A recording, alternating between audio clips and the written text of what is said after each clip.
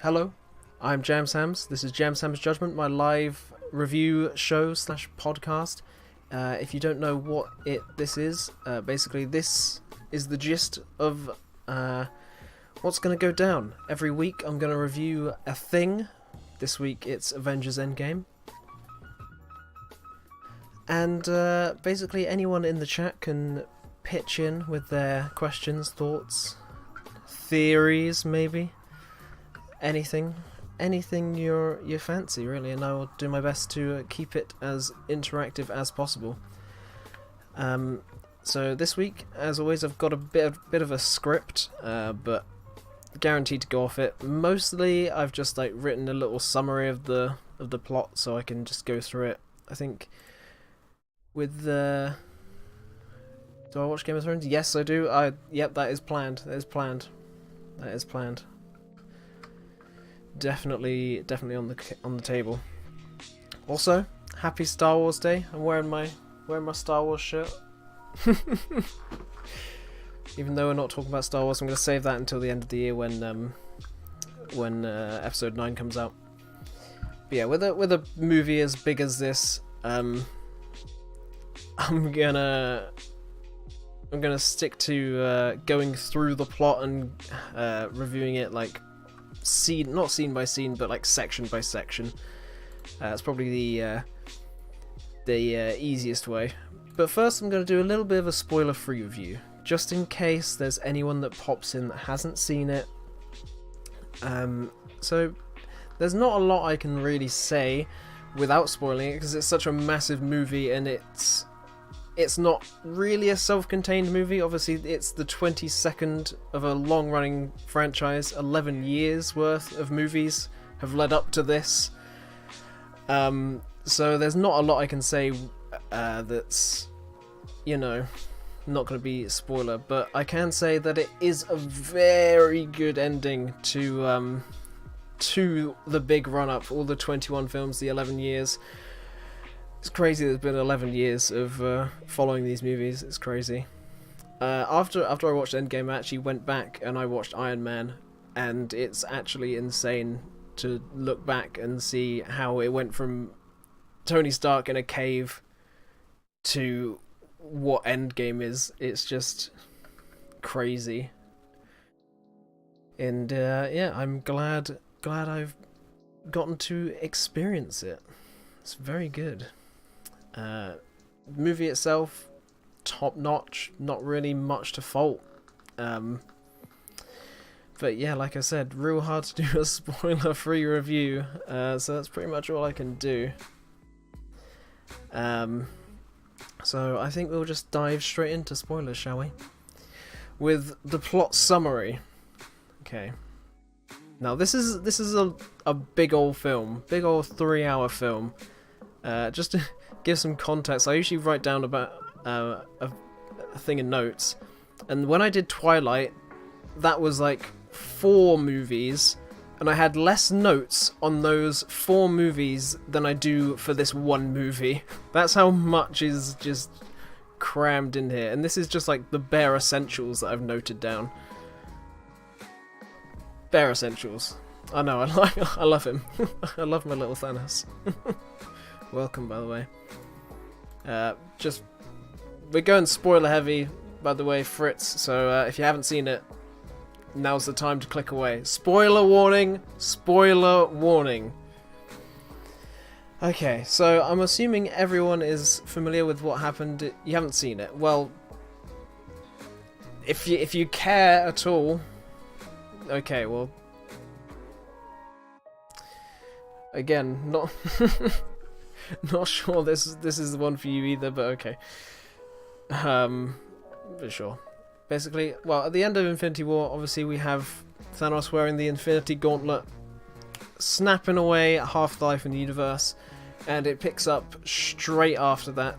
Well, picks up during that, technically, because we start off seeing Hawkeye just having a little picnic with his family, and then all of a sudden, Hawkeye family gone, dust. So that's how the movie starts. The movie starts out with just Hawkeye being fucking wrecked and all his family dying. So it's got a nice cheery opening. And then to continue the cheery opening, we then have Tony Stark and Nebula stuck in space for 22 days. And Tony is slowly dying. He's running out of oxygen, and he's leaving a very heartfelt goodbye message to Pepper, his wife, and yeah, it really hits you in the feels, because he's not looking too good, and it's not looking hopeful. But lo and behold, our main girl, Captain Marvel, comes and saves him, flies him back to Earth, and all is well again. Captain Marvel is basically similar power level to Thor, maybe a bit more powerful, can fly about a bit more easy. If you haven't seen Captain Marvel, obviously.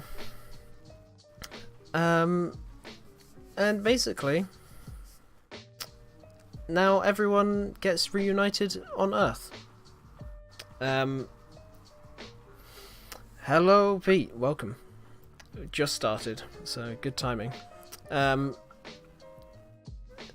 So basically, everyone's back on Earth, but they still don't really know what to do. They're trying to find Thanos when suddenly they get a big old energy signature, and they're like, shit, he's used the stones again, and we know where he is. So basically, all the remaining Avengers and miscellaneous heroes chuff off into outer space in the Guardians ship, and they go confront him. But it turns out that Thanos used the stones one last time to destroy the stones, and he's just a pretty beaten up guy, just trying to boil up some crawfish or whatever the fuck he's doing on that farm. He looks like he's just having a chill time. And then he just gets wrecked by all the Avengers. They wreck him, because he's done. He's done. He's been sapped of pretty much everything. Yep, and then lo and behold, they're like, where are the stones? And he's like, stone's gone. Stone's gone. Sorry, don't know what to tell you. And then Thor gets very mad. And finally goes for the head and beheads him. So yeah, absolutely Ned Starked. So yeah, you may think, that's a bit weird. Big final endgame, and the big baddie's been beheaded in the first 10 minutes. What's going on? Well, obviously there's going to be some Thanos fuckery. So after Thanos dies, they go back to Earth. They're still all searching. Yeah, he even says, I went for the head. Yeah, well done, Thor. Big clever man. Didn't want to question him some more, you dickhead. So basically, they don't think he's destroyed the stones. They think he's lying. So cut to 5 years later. The Avengers, some of the Avengers are still looking for the stones. They're thinking he's hidden them somewhere. But spoiler, he did destroy them. Also, worth mentioning, Captain Marvel at this point fucks off. She fucks off, and then she's not in the rest of the movie until the very end. So, to everyone who thought Captain Marvel was just like being brought in to like steal the show, nah, she's hardly in the movie, which is good. Purely from the standpoint that she's had one movie and everyone else has had fucking, like I said, 21 movies worth of build-up, so it's more their show than hers. Even though she could feasibly just do it on her own with the power levels, but you got to keep it balanced, you know. So you missed the Stan Lee cameo. It was bullshit. Did you miss the Stan Lee? Oh, you might have missed it because he was de-aged. He was de-aged to look like his 1970s self. It was when Captain America and Iron Man go back to the SHIELD base. He's the one that drives past in the car and says like, "War's bad," or something. But that's Stan Lee. I don't know how you missed it. It's pretty obvious. It wasn't subtle. But yeah, he was de-aged to make him look like he did in the 70s. That's probably why you didn't see it. Make Love Not War, yeah, something like that, something along those lines. So yeah, meanwhile, it's surprising that this movie got a lot of play. Ant-Man and the Wasp. If you didn't see Ant-Man and the Wasp, and not many people did, to be honest, I did, and quite enjoyed it, but not many people saw Ant-Man and the Wasp. It was quite important to the plot of this film, because that ends with Ant-Man being stuck in the quantum realm, and 5 years later, after the snap, he pops on out because of the one true savior of the universe, that random rat. That one rat that accidentally pushed a button on the quantum tunnel saved the entire universe. Think about that. GG rat. Can we have a little round of applause for the rat? PogChamp rat. He was a good boy. He's a good boy rat. He could have, you know, done it a bit sooner than 5 years, but hey, we won't hold that against the rat. He's only a rat. He did his best. So yeah, Ant-Man spluffs off out of the quantum realm, and he's one confused little Paul Rudd, because for him it's only been 5 hours, whereas for everyone else it's been 5 years. So he goes to the Avengers, finds out what's happened, and blah blah blah blah blah blah. But then he comes up with a theory. Because of all this, his quantum adventures, he thinks that we can go back in time and perform a time heist and get all the stones and bring everybody back. So Ant-Man proposes the time heist. Everyone's pretty much on board, but they can't exactly figure out the time travel, so they need Tony. Iron Man. So they go get Tony, but he's like, nah, I've got a daughter and a wife, and yeah, I'm not gonna fuck up with time because I'm probably gonna lose all that and stuff. But then he does it anyway. Typical Tony Stark, he just can't help but figure out time travel like it was the easiest thing in the world. So he instantly figures out time travel. All the time travel details get glossed over very quickly, and I'm very thankful for that. They wrapped it up in a little bow pretty quickly and pretty efficiently, I'd say. Yeah, he figures out time travel, decides to help. Oh, by the way, it's Professor Hulk now. He's merged Bruce Banner and the Hulk, so it's basically Bruce Banner if he was big and green, which everyone saw coming because of leaked photos and stuff. You wish so bad that first Tony seen his daughter was going to be a dog. Aww. Yeah, I mean, it could have still worked. The emotional impact would have still been there, but, you know. It could have made it the rat. He could have made it the rat. King Rat. Where am I? Right, so yeah. So Professor Hulk, I'm going to call him Professor Hulk, even though he's not really called Professor Hulk in the thing. And Rocket, the raccoon boy, go to New Asgard, now on Earth in Norway, and try and find Thor. But apparently Thor's not doing too well, and no, he's not. This is one of my favourite bits in the film, or favourite not just bits, because it's throughout the whole film. Fat Thor! Thor got thick. I absolutely fucking loved Fat Thor, because they kept it so well hidden in all of the promo stuff, because all the promo stuff pretty much just used stuff from the first 15 minutes of the movie before the time jump, and the images obviously took him from Infinity War, and they kept it so well hidden. He is. They make a reference to it in the film, but he is pretty much the Big Lebowski. Yeah, I loved that it lasted through the whole movie. I'm so glad that he did it, because I thought that like when he got his like hammer or something, he'd magically become like fucking ripped again. But I'm so glad they kept him like fully fat through the whole movie. It was one epic beer belly, it was. And the beard, he had a hefty beard. What are your thoughts on the backlash on fat shaming Thor, making a joke of his mental health?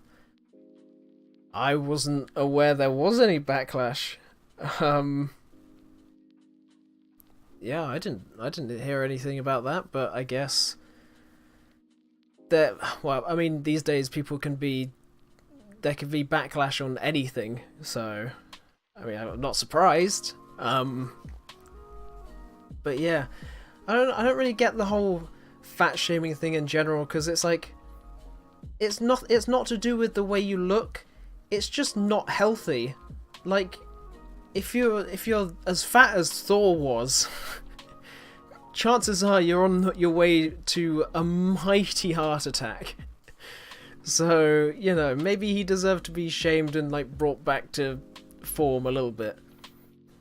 I didn't really think they made a joke of his mental health, really. It's kind of cool how that he was obviously so affected by his perceived failure, and when he especially when he goes back to Asgard and meets his mum again, it's quite a nice moment that he's like starting to get back on his feet and stuff. It's kind of nice. And when he gets his hammer, he's like, "Yeah, I'm still worthy." It's like, "Yeah, you are, buddy. You're never not worthy. You've been too hard on yourself."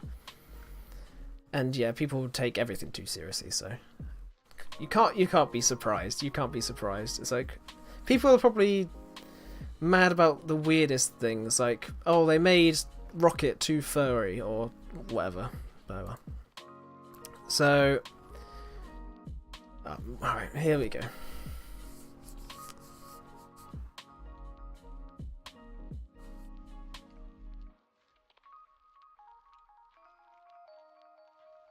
Don't know how it works for gods. Yeah, I mean, he's obviously still pretty ripped under all that chub. I was listening to another podcast and they pretty much summed it up pretty well. They said that for a god, an extra 40 kilograms is probably nothing to him. It's probably like nothing. He probably doesn't even feel it. So yeah, I'm sure he's by Guardians 3 or the next Thor, he'll be back to it. Yeah, alright, here we go. We have to mention it. Thor wasn't the only one in that little hut now, was he? Korg and Meek made their reappearance. And unfortunately, they were playing Fortnite. The devil's game. They were playing Fortnite. Now, as soon as I saw Fortnite on that screen, my face just dropped. I was like, oh no. Don't do this, Avengers. Don't do this. Because usually, the Marvel films are so good at making jokes, but not making them too like relevant to what's going on at the time. I can think of one exception, which is when in Black Panther she goes, "What are those?" And it's like that's going to be dated so quickly. It was dated by the time it came out. But usually they stay away from those things so well. And I was like, as soon as I saw Fortnite, I was like, oh, this is not gonna age well. But luckily they didn't like someone shouted "bruh" as soon as they saw it. Oh, that's nuh-uh. Yeah, I'm sure lots of people were very excited, and obviously they have like the Avengers tie-ins and stuff. Oh yeah, definitely a lot of money changed hands to bring Fortnite into it. But yeah, it wasn't too bad because you could have pretty much... They didn't name drop Fortnite or anything or make it specific. You could have replaced that game with like any other game. Like if it came out 5 years ago, that could have easily just as been like Call of Duty or something like that. And the joke still would have... because the joke was just an online game basically. So it wasn't too bad because it wasn't like too specific to Fortnite, but it was still a bit cringy. Funny, but in a few years, maybe not so funny. Speaking of, I kind of skimmed over this. The Hulk dabs. The Hulk does an elongated dab, and says dab. Which also may be maybe a little dated in the years to come, but overall, not too bad. Okay, right, so everyone is almost... Yeah, we're Marvel, we're cool, relevant. Yeah, that's the thing. They've, up until this point, they've done really well at staying away from all that, but it was just... I think that's why it's felt so out of place, because it's like, oh, you don't usually do this. Why have you picked Endgame of all movies to put in Fortnite and dabbing? Why these movies? Why the last one did you pick to do that? So yeah, that's probably why it felt so out of place. So yeah. Pretty much everyone's already back together, but Hawkeye is still off revenge murdering a bunch of Japanese Yakuza. So Black Widow goes to stop him. It does show Hawkeye being a little bit of a badass, or should I say Ronin, I should say. Being a little bit of a badass, cleaning up the Yakuza, cleaning up the streets of Japan. He has a full-on anime battle. I'll be so surprised if someone doesn't like dub fucking JoJo's Bizarre Adventure over that scene, because it would fit so well. It was like it was taken straight from an anime. And after that anime fight, after Hawkeye's anime battle, he decides to go back and help the Avengers again. And everyone just sort of looks past that he's murdered so many people now. Because I guess there's more important things to do.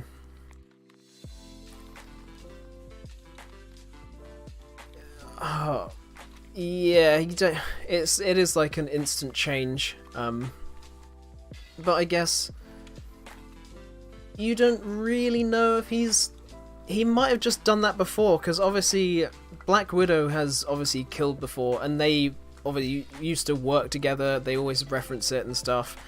So that could have just been pretty normal for him.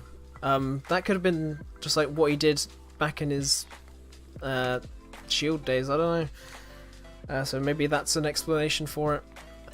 Not sure. But I suppose it's not too.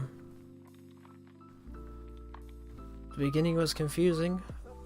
What do you mean? What, with Hawkeye's family being snapped? Why was that confusing?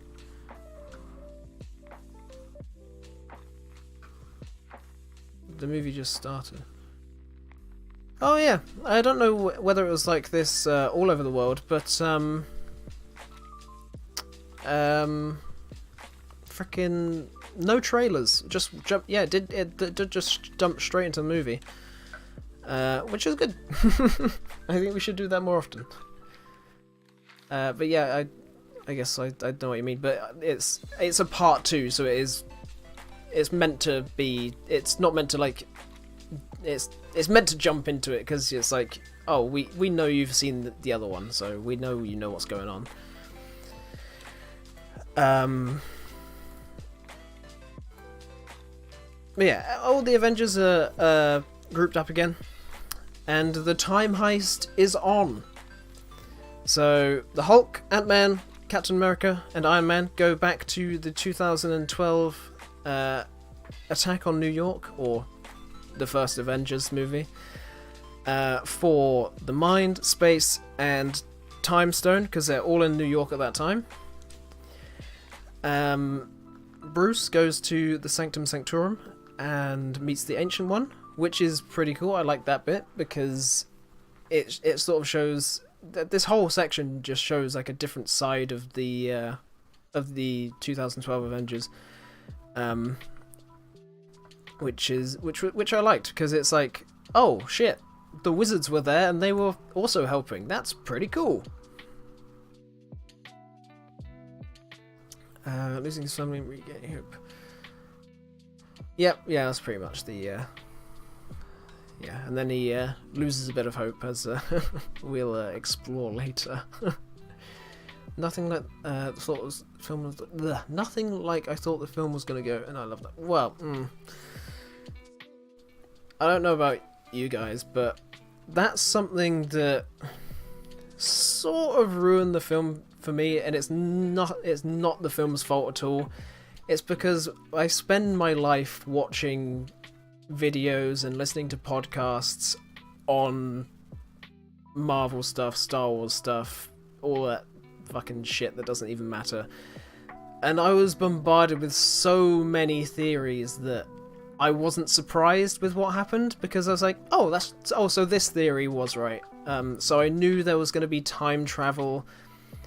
I knew that Professor Hulk was going to be in it. I knew that Pepper Potts was going to suit up. I knew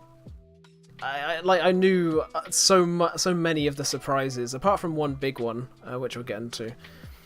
And obviously, I didn't know about Fat Thor. I mean, I don't think anyone would have predicted Fat Thor. Well, I mean, the time travel thing sadly wasn't even a theory. That was confirmed because there were a lot of leaked behind-the-scenes set pictures of them refilming stuff from the original Avengers. So, I mean, we knew as soon... Well, yeah, if you followed that sort of stuff, you knew as soon as they started filming that there was going to be time travel. So yeah, the whole thing wasn't surprising, and it sort of ruined a bit of the magic for me. But like I said, that's entirely my fault for listening to all these theories and stuff. So you probably had a better experience not knowing. Still a lot of surprises, but some of the big ones did get spoiled. So yeah, Bruce manages to get the Time Stone.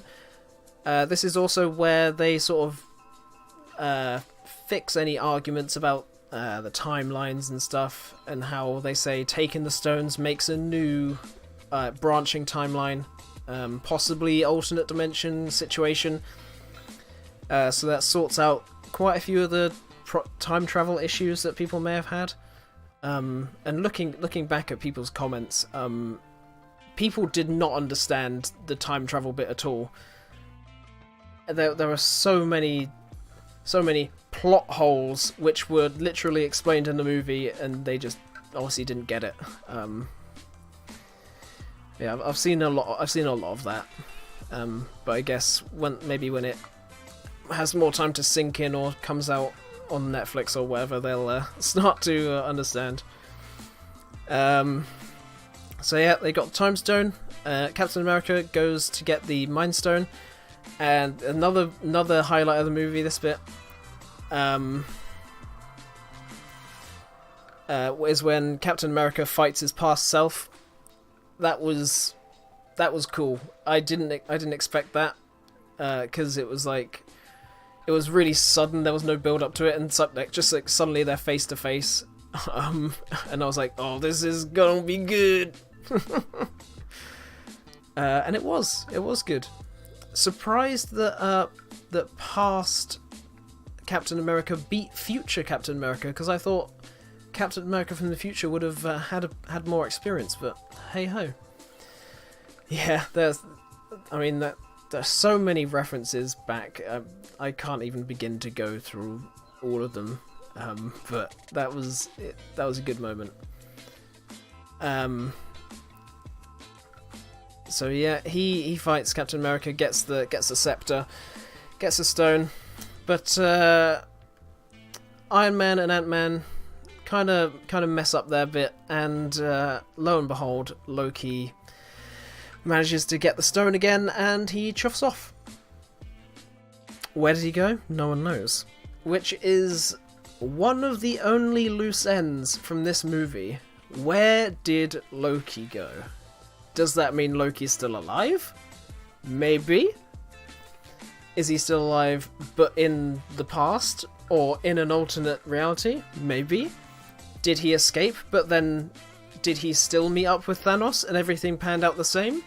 Maybe. Who knows?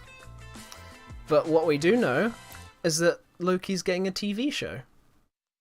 Will the TV show be where he went when he teleported off? Maybe. Who knows? But yeah, that's probably one of the only big loose ends from the movie, is what happened to Loki. Yeah. Mystery. A mystery. So yeah, basically they now have to hatch a plan to get the Space Stone. So they have to, Captain America, Iron Man, go back in time again to 1970 to the SHIELD headquarters to get some Pym particles, which powers the time travel, and the Tesseract. I like this bit as well. You see Tony gets to speak with his dad, which is really cool,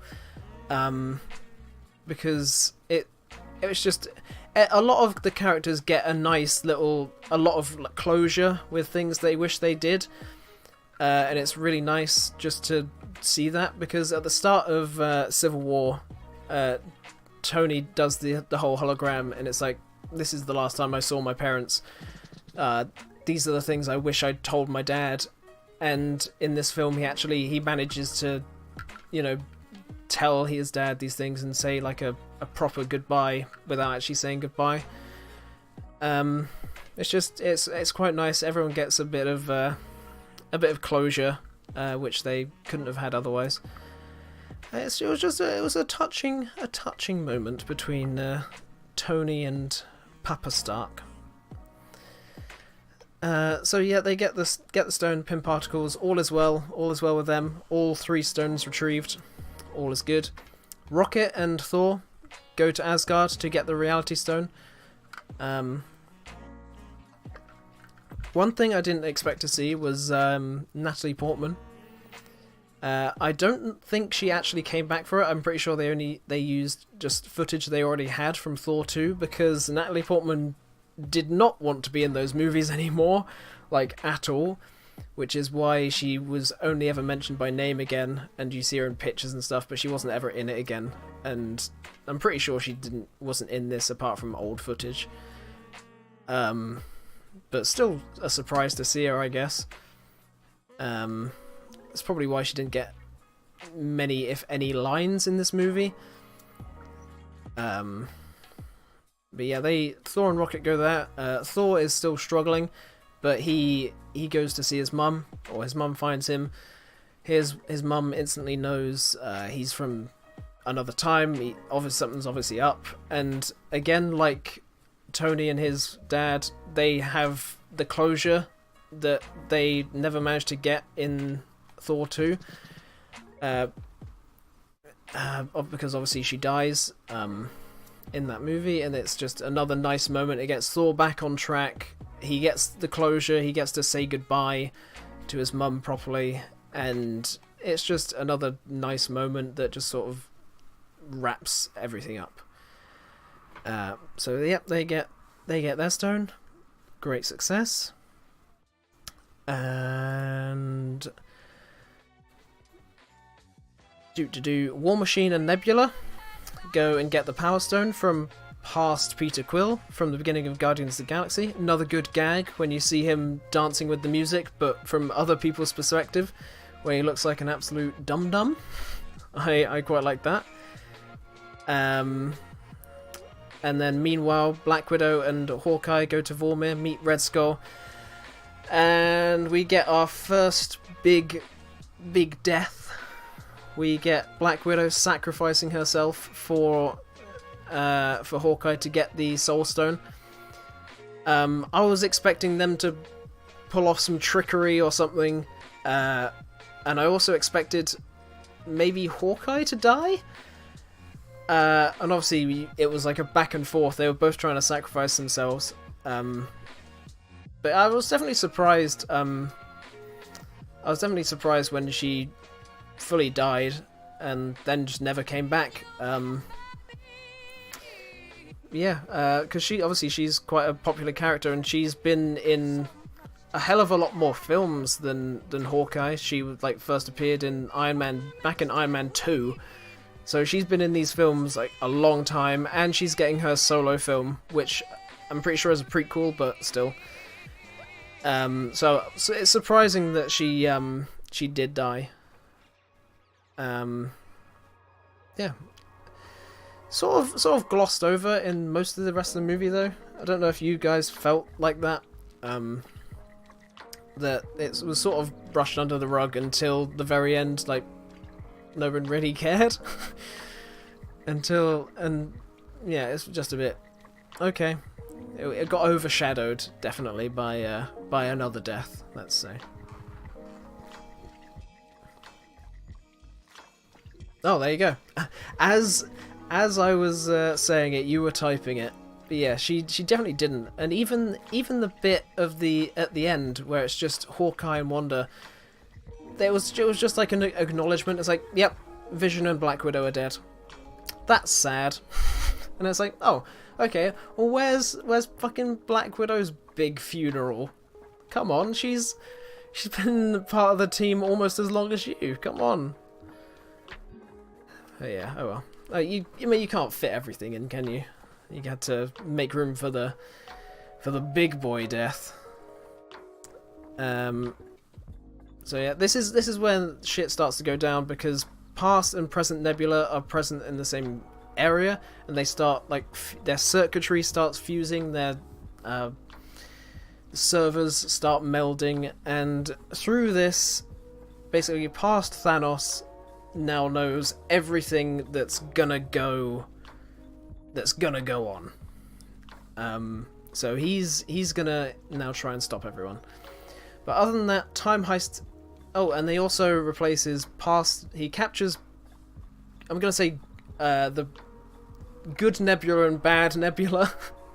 So he captures good Nebula, replaces her with bad Nebula to infiltrate the future. And create a bridge so he can come to the future, basically. But other than that, Time Heist successful. They make an Infinity Gauntlet, and Hulk snaps the half of the universe that Thanos killed back to life.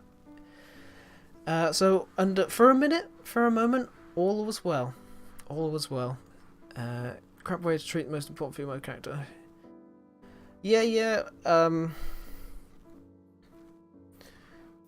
mean, yeah, they get a moment,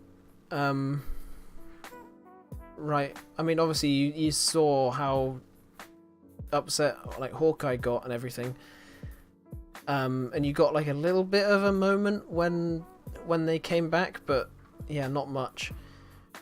Yeah, I guess they could have slotted in something there. But then I also guess that they didn't care as much because they thought they could just bring her back because they had all the stones. But obviously it turned out they couldn't. They couldn't do that. And then after they realised that they couldn't bring her back, everything kicked off, so they didn't really have time to process that. But yeah, definitely could have been a bigger part of the end of the movie at least. Or something. But I guess I understand how the movie went. At least it would be difficult to like slot that in somewhere, apart from at the end.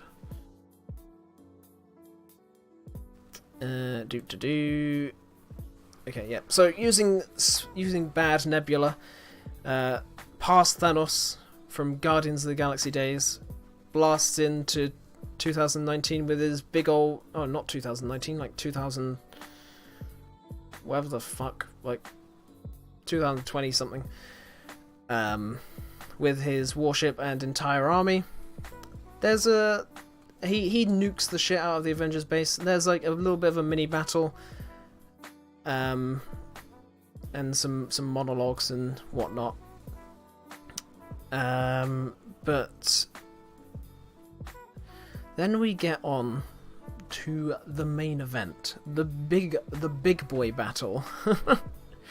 The big boy battle, the big creamy finish that made me feel some tingles. The moment that made me feel some tingles, when they're all facing off against Thanos, they're desperately outnumbered, and then you just see one portal open, and then another one, and then another one, and then another one, and then another one, and Doctor Strange and Wong pulled out the stops, and up until that point, I almost forgot that they all got brought back. I just completely forgot, and then I was like, as soon as I saw the portal, I was like, oh shit, yes. And like I was expecting one portal, and then like just everyone. So we had all the people that were on Titan. So we had the rest of the Avengers, rest of the Guardians of the Galaxy. We had everyone from Wakanda. We had all the Asgardians. We had all the Ravagers and all the Sorcerers. Basically, any big force from any of the past movies all came through the portals, and suddenly we had our own little army. And obviously, most importantly, Spider-Man, my boy, is back. So yeah, and now this is the big old fight. I mean, I can't do it justice by describing it, but I mean, if you've probably all seen it, so the fight is just great. Everyone pretty much has a little moment. Yeah.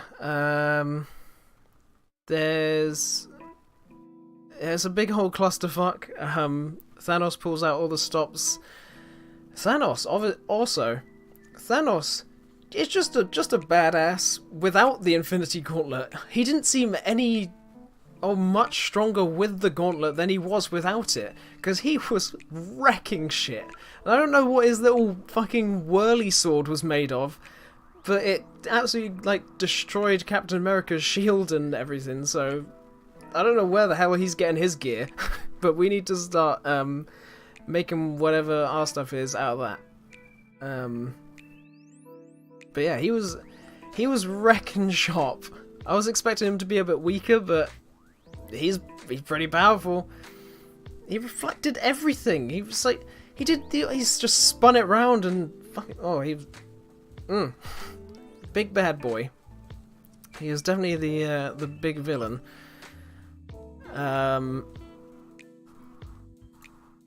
So as the tides of battle are about to be turned against Thanos, he basically tries to nuke everyone in the area with his big warship. And of course, it's at that point where Captain Marvel decides to be helpful again and comes back and destroys his ship.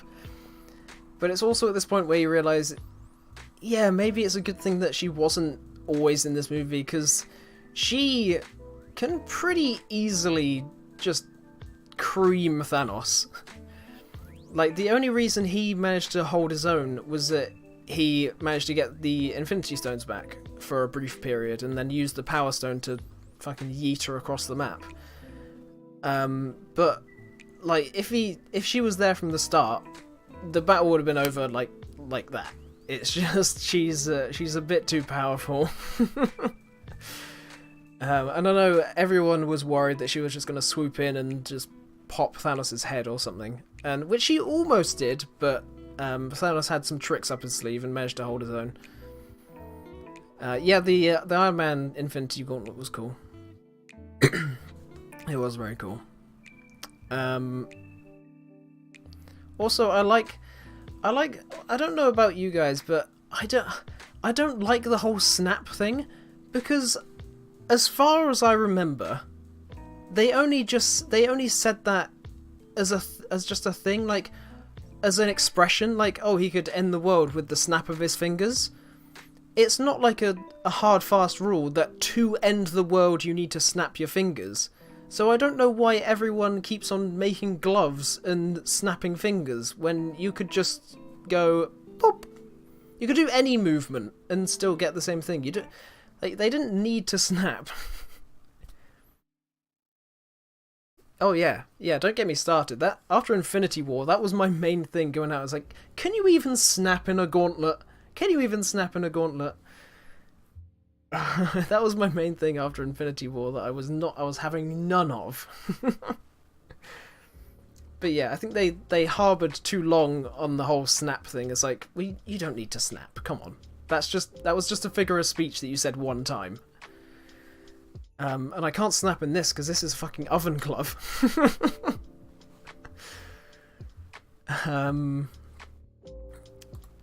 But yeah, also when Captain Marvel comes back, it's just basically a big battle for control over the Infinity Stones. The gauntlets like all over the place. Valkyrie has a Pegasus. Where the hell did the Pegasus come from? Where was she keeping a fucking Pegasus through all of Thor Ragnarok and this movie? Where was the Pegasus? Why does she suddenly have a Pegasus? Is it a magic Pegasus? Maybe, probably. Where did she get the Pegasus? Had Spider-Man riding the Pegasus? That was pretty cool. Now there was, I'm sure you all noticed, one moment in the big fight that I feel I have to mention. And that was the huge ham-fisted female team-up. It was so shoehorned in. It was so jarring. I didn't hate it, because obviously, I mean, I can't hate it, obviously. I can't hate it, because, you know. But it was so shoehorned in. They literally said, okay, let's get every single female character and just jam them into one shot. And it was so unnecessary, because it's like, oh, Captain Marvel needs help. She doesn't. You've got all of us, all the females who are magically in the area, and they all team up. But then, so the whole thing was meant to be like, oh yeah, we're all helping Captain Marvel. But then Captain Marvel does it all on her own anyway, so it made the whole thing completely pointless.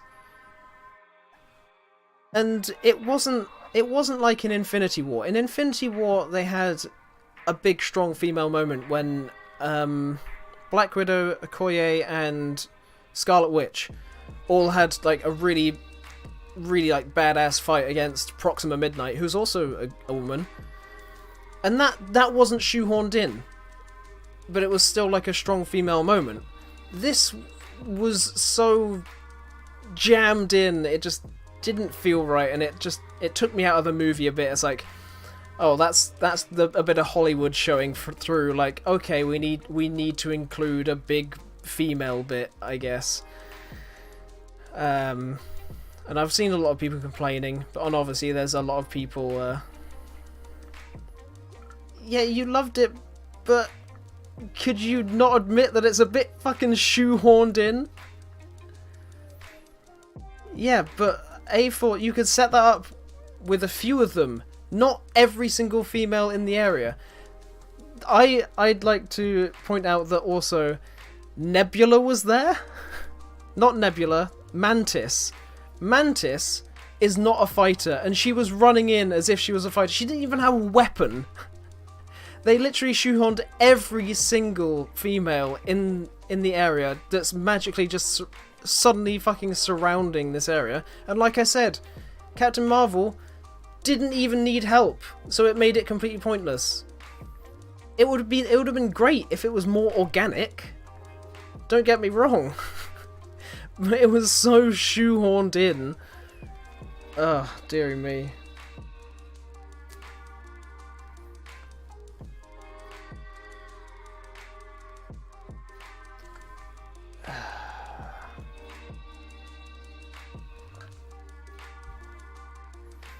Yeah, like I said, you get the same vibe, like in Infinity. Like if they did it like they did in Infinity War, when it was more organic and, you know, more actually plausible, rather than just something they like an afterthought they had to shove in. Just, I mean, and it was like for the sake of a 1 minute thing. It's just.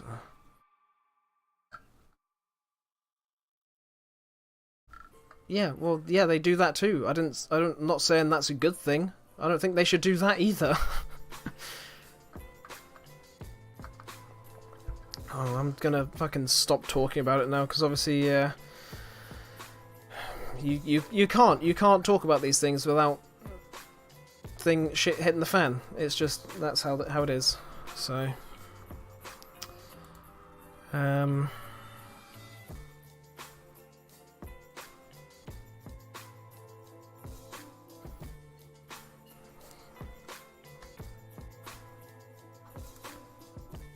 okay, so yeah, they're piling on Thanos.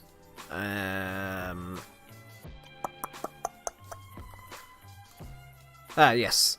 So they're piling on Thanos. Basically, pretty much getting the upper hand. Kind of,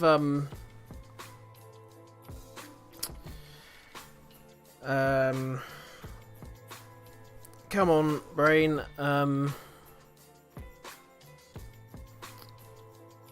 Yeah, I can't remember the exact situation. I think, like, Cap might be about to be killed or anything, and basically this is the moment which I wasn't expecting and gave me goosebumps when Captain America wields Thor's hammer Mjolnir, showing that he is worthy.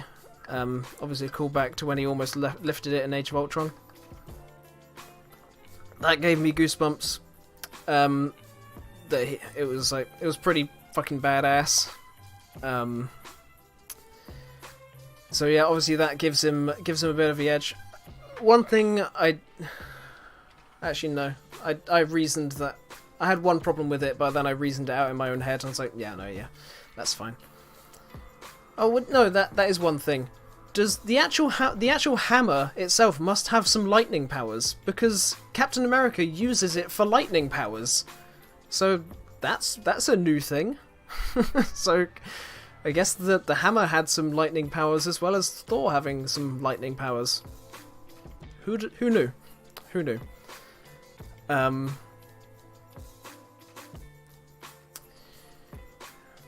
yeah, he wrecks Thanos a bit with the hammer. Oh, excuse me. Thanos almost gets the stones again, but they gets overpowered. Tony steals the stones, gets them all in his Iron Man armor, and snaps Thanos. So Thanos gets snapped. So does all of his army, everything that he brought with him. Which is a fitting end, I suppose. What I liked about this scene is just how Thanos just sits down and looks so fucking defeated. And he pretty much just sits down and could have just gone, well, fuck. Because he knew exactly what was coming. He's like, fucking shit. Well, I've lost. Bye, I guess. He just, you can see in his face that he just knew exactly what was coming. It was very satisfying.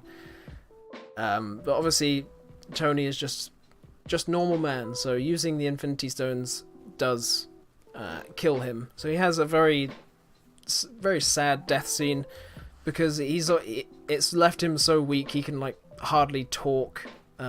He manages to like say goodbye to Pepper and Spider-Man and stuff. But yeah, Iron Man no more. Iron Man is dead. Oh, excuse me. Sorry, I had some Taco Bell earlier, and it's coming back to bite me. um. So yeah, obviously this is the big emotional bit of the film. He sacrificed himself to save everyone. Um. Yeah, very very emotional. Very emotional. Um. I was gonna say something else as well about I can't remember. Anyway, so all is well in the world pretty much. They have a big funeral for Tony Stark, or a small funeral. Shows everyone there who sort of matters, sort of like another roundup of all the characters. A few more minor characters as well. You see Happy Hogan's back. The kid from Iron Man 3 was there, which I liked. Obviously, he was a big part of the journey, even though people didn't really like Iron Man 3. I liked Iron Man 3, but it was cool to see him there. A lot of people didn't recognize him because obviously he's grown up a lot since then. So everyone was like, "Who's that weird teen there?" But I was like, "Yeah, understandable." But yeah, I liked that he was there. Big emotions were had. His daughter and stuff. Big emotions were had in that scene. Oh yeah, that's what I was gonna say. Obviously, it after Infinity War, it was just basically a toss-up between, okay, one of them's gonna die. Is it gonna be Iron Man or is it gonna be Captain America? And that was like the big debate. It's like, well, one of them is more than likely gonna die. It's just a matter of who it is. I personally thought it was gonna be Captain America, and I was surprised when it was actually Iron Man. But yeah, that's one surprise. I liked it when the movie surprised me, which is good. So yeah, now we basically have the big Return of the King-esque wrap-up endings. We've got Valkyrie as the new ruler of New Asgard. Thor goes off with the Guardians of the Galaxy, or the Asgardians of the Galaxy. So he's probably going to be in the Guardians of the Galaxy 3. Another big ending, big emotional ending really, is when Captain America goes back through time to put back all the Infinity Stones. So basically, the way they described it, if you put the Infinity Stones right back where you found them, then it's all Gucci. It's all Gucci, and all the time divergent things are split off, are fixed, and everything's fine again. So after he does that, he's meant to come back within like 5 seconds. He doesn't. He comes back as an old man. Old man makeup, not makeup, like CGI, aging up effects of Captain America, I thought very good. And both me and my friend who I saw it with thought, God damn, that looks like Johnny Cash. Not Johnny Cash. Fucking someone. It looked like someone. I can't. Oh, fuck, who was it? It's on the tip of my tongue. He really looked like someone else, but anyway. Aging up effects were good. Basically, he decided to live out his days in the past with Peggy finally, which is nice because that's like what he missed out on. That's been a big part of his story arc as well. So, like I said, another big wrap-up thing. He finally got that last dance with Peggy. Very sweet, very sweet. But he comes back to pass on the mantle of Captain America. He gives it to Falcon, which I was also surprised by because I thought he was going to give it to Bucky. They've both had it in the comics, so it was another 50-50. But I personally thought that obviously Bucky's been in it for longer since first Captain America, so I thought it would be more fitting for Bucky to have it. And also physically, Bucky is more like Captain America with like the super soldier serum and Hydra experiments and stuff.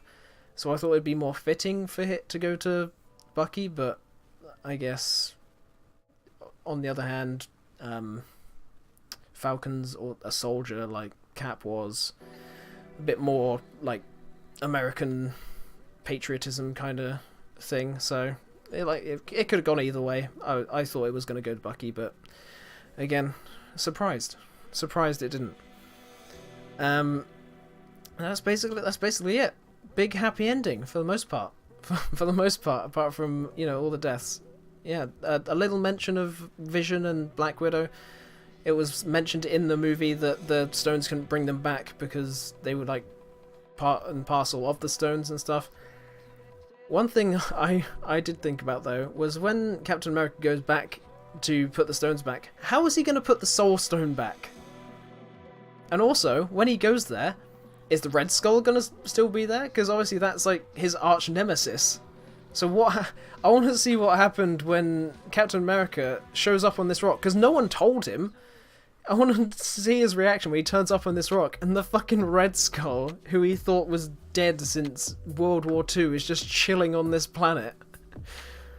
That would be such a weird situation that I think they sort of glossed over a bit. But yeah. So yeah, that's the whole plot wrapped up. Not very well, but hey ho. So overall thoughts, great. Amazing wrap up of all the other films. Emotional as well. I like how they didn't chicken out of the death element. They handled the loss nicely.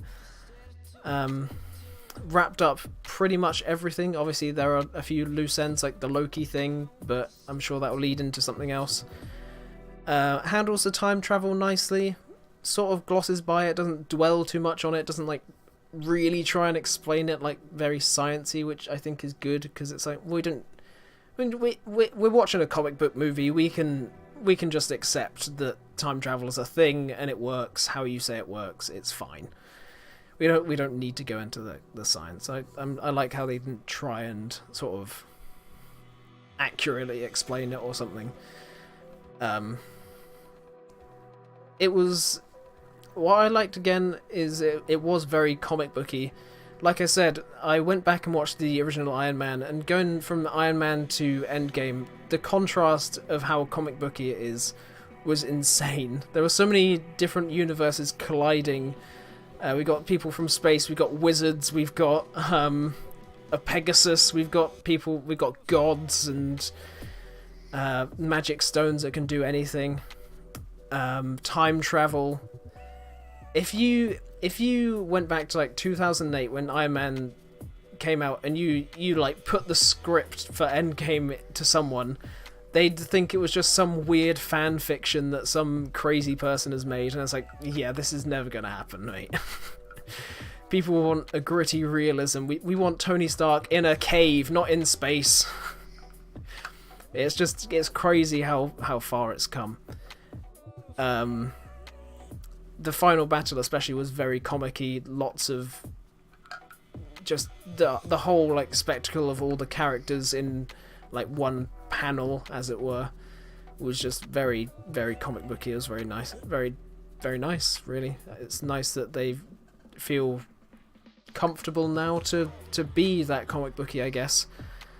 And judging by the roster of films upcoming, like the Eternals and stuff like that, they are getting a lot more comic booky and spacey and cosmic and whatnot, so should be good.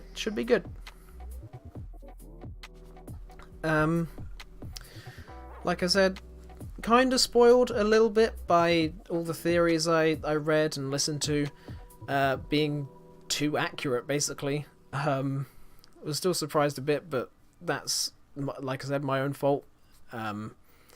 And I've done that for pretty much every Marvel movie that's ever come out, so I didn't make me not like it or anything. I really want to go see it again, especially now I've just gone through it, so definitely gonna probably see it next week sometime. It's just crazy. We'd never really had a film series of like a coherent altogether film series that's gone on this long, and has taken this big a leap. It's pretty crazy. But yeah, did anyone have any favorite moments or anything that they would want to talk about, or anything I've missed? Anything really. I'm pretty much done with my little thing that I've written down. So yeah, what did you like? What did you think about it? Final battle was very good, very good. And apparent, yeah, portals. That I think that's what I've been seeing a lot. Everyone, even the people have been raving about the music that went along with that as well. That's getting a lot of love and attention. But yeah, I definitely want to see that again. Just so many characters just all coming together. It was crazy. It's crazy. Yeah, I'm trying to. I don't think I missed anything too major. Anything else anyone wants to bring up before I wrap this up as a good end point, or an end game point, as it were. Oh, sorry, I can feel my voice going.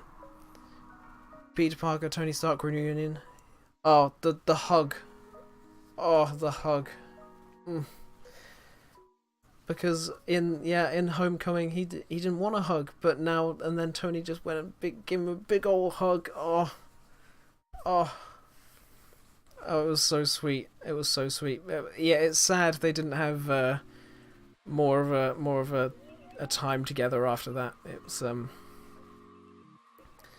yeah. I'm glad Spider-Man was there to like say goodbye to Iron Man when he died. But also, I found it quite funny that Pepper Potts, his wife, was like behind him, was like, "Okay, random kid, get the fuck out of my way now. My husband is dying here." She was just there, like, "Are you done? Are you done? My turn, maybe." So yeah, I thought. Predictions from Far From Home. Deal with the aftermath. Not really sure. People are saying, because the Russo brothers who directed it, officially lifting the spoiler ban in 2 days. So people are thinking that they're going to release a new Far From Home trailer then that sort of has spoilers for Endgame in it. So I'm sure we'll get some more more concrete information about the story and stuff from there, if that's accurate. I'm pretty sure it is, because Tom Holland on Instagram has also been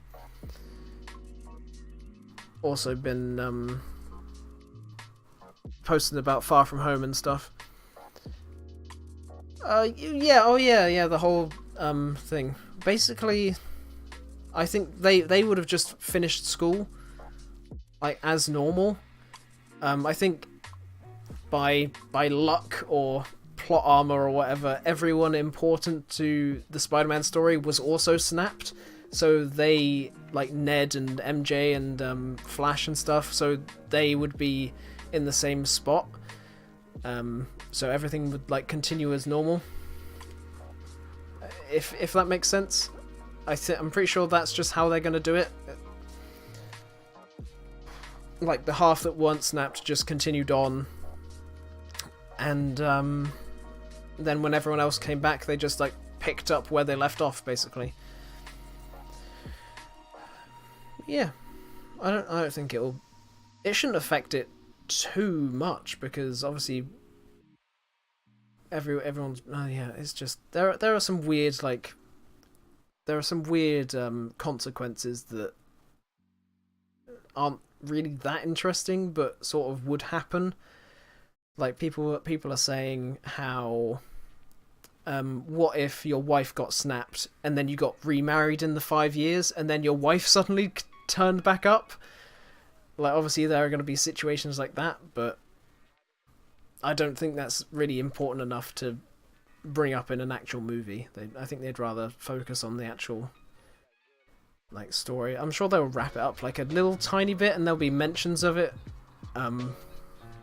But seeing as this is the big end of the thing, and then I think Spider-Man's will just be like the cherry on top because it's the last film in Phase 3. So I reckon it will just be the cherry on top of the whole Infinity Saga. That will maybe answer a few questions and then leave it. We just don't really need to touch all of that again because it was so well wrapped up. Not really sure what's going to happen in Far From Home. I mean, I've obviously got my theories about Mysterio, but that's not really relevant, and perhaps leave that to another video. But yeah, anything else before I wrap it up? Gone on for actually no, not too much longer. These have been usually about like an hour and 10 minutes, pretty spot on every time. So I guess that's how long they go on for now. That's pure chance, by the way. They've all just been going on for like an hour and 10 minutes. It's entirely chance that that's happened. But if there is nothing else... Oh, I'm typing in the wrong thing.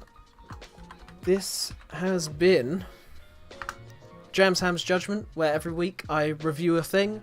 If you have any things that you want me to review, send me a message with them, or go in my Discord and put them in the suggestion box section. Here's where you can find me. And I'll see you next week. That was such an awkward ending.